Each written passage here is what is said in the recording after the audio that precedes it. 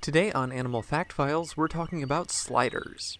Also known as pond sliders, these turtles may be more famous via their subspecies common names, red-eared sliders and yellow-bellied sliders. These turtles are well known because they are abundant in the pet trade. Through this, pond sliders have advanced far outside their native range in the southeastern United States, and are currently considered one of the most widespread freshwater turtle species in the world. Pond sliders may be considered pests in places outside of their native range, but we'll be discussing later in the episode how this isn't always the case. Pond sliders may be found in just about any source of freshwater, though they have a preference for permanent water systems like ponds and swamps. These hardy turtles can even be found in brackish water, meaning they can tolerate some levels of salinity, but they aren't found in marine environments. Pond sliders specifically love environments littered with fallen logs and debris, giving the turtles a chance to bask. Perhaps you've seen this in action in the wild. Pond sliders often live in close proximity to one another, and it's not unheard of to see dozens of turtles basking on the same log, sometimes even in turtle piles.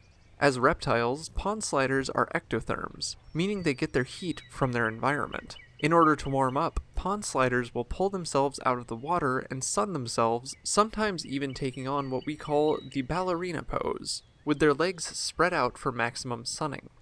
Though pond sliders spend most of their time in the water or basking in the sun, they can also travel across land. Pond sliders lay their eggs on land. A female pond slider may travel more than a mile to find the perfect place to lay her eggs. She'll lay 2 to 20 eggs in a nest she digs herself. Female pond sliders are typically bigger than the males. The ladies often have longer back claws, perhaps for nest digging purposes, and the boys have longer front claws. To entice a female, a male will flutter his feet in front of a potential partner's face. It's turtle flirting.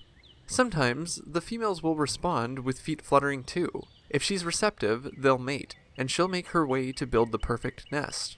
The temperature inside a pond slider nest can determine the sex of the babies. They'll develop over 10 to 14 weeks. Upon hatching, some hatchlings may make their way out of the nest, but the rest will stay behind, remaining in the nest over winter, not emerging until spring. This can change based on how far north the pond sliders live. Even adults, who may go into low-energy states during the winter in northern areas, may remain active year-round in the southern parts of their range. Young pond sliders eat more animal material to help them grow.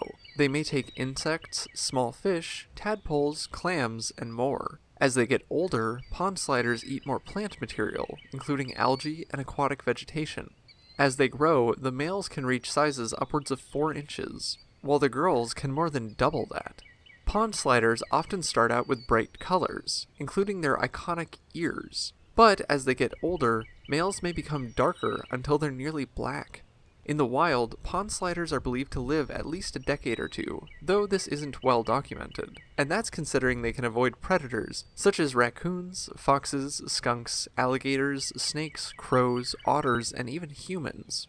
In some parts of the world, pond sliders are replacing native turtles in the diets of people, which could help to save other turtle species that may otherwise be over-harvested as a food source. For more facts on pond sliders, check out the links in the description. Thank you to George O for today's request. Give a thumbs up if you learned something new today, and thank you for watching Animal Fact Files.